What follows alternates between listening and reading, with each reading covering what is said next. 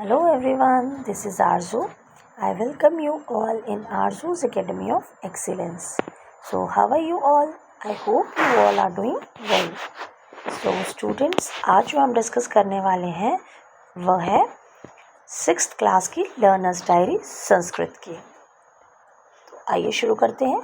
कक्षा 6ठी शिक्षार्थी पत्रिका और उसमें हम करेंगे आज प्रथमः पाठः और चैप्टर का नाम रहेगा वयम वर्णमालां पठामः। तो सबसे पहले आप जो पहला पॉइंट डाल के लिखेंगे वो लिखेंगे अस्मात् पाठात् मया किम अधिगतम, कि what I have learned in this chapter, मैंने इस चैप्टर से क्या क्या सीखा। तो अब इसके सब पार्ट्स आ जाएंगे।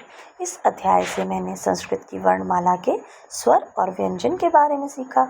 मैंने वर्णों के सही उच्चारण का अभ्यास किया। उसके बाद मुझे यह भी समझ में आया कि संस्कृत भाषा का आधार वर्णमाला है। मैंने संयुक्त व्यंजनों का परिचय प्राप्त किया। इस अध्याय के माध्यम से मैंने नए संस्कृत शब्दों को पढ़ना और बोलना सीखा।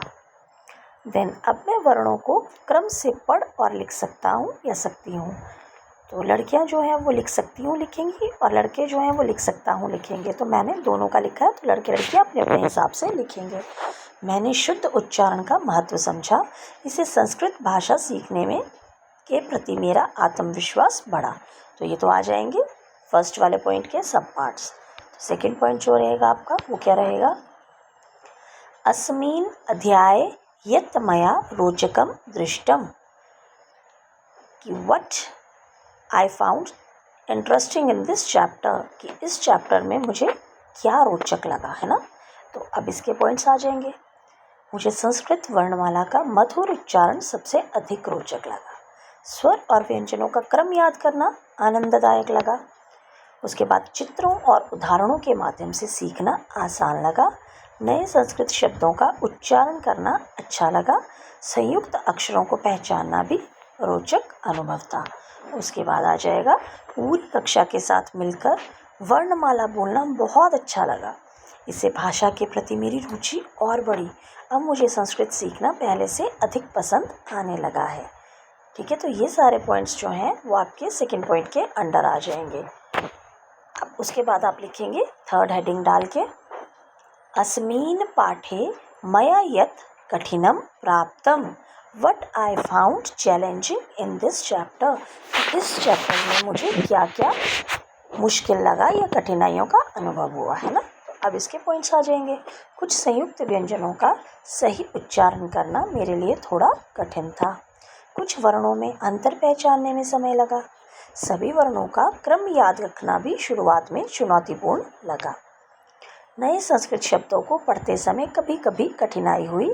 कुछ शब्दों का शुद्ध उच्चारण बार बार अभ्यास करने पर ही समझ आया। लिखते समय कुछ वर्णों की आकृति बनाना भी कठिन लगा। नियमित अभ्यास से मेरी कठिनाइयाँ धीरे धीरे कम हो रही हैं।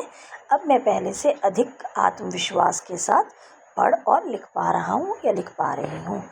तो जब आपने चैप्टर पढ़ना स्टार्ट किया था तो इन चीज़ों में जो आपको ऊपर बताई हैं उसमें आपको थोड़ी थोड़ी प्रॉब्लम्स आ रही थी, लेकिन जब आपने इन चीज़ों को डेली अपने रूटीन में उतारा, आप लोग इसकी प्रैक्टिस करने लगे, नियमित अभ्यास आपने किया, तो ये कठिनाइयाँ धीरे धीरे जो हैं वो कम होने लगी और अब पहले से आप काफ़ी अच्छा कर पा रहे हैं।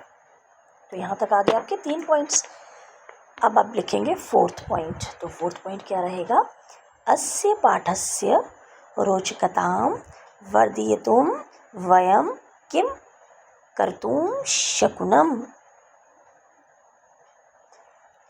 कि इस पाठ को मैं और अधिक रोचक बनाने के लिए और क्या क्या गतिविधियाँ या और क्या क्या चीज़ें कर सकती हूँ। What I can do more to make this chapter interesting. तो इसके जो हैं सब पार्ट्स आ जाएंगे। मैं प्रतिदिन संस्कृत वर्णमाला का अभ्यास करूँगा या करूँगी।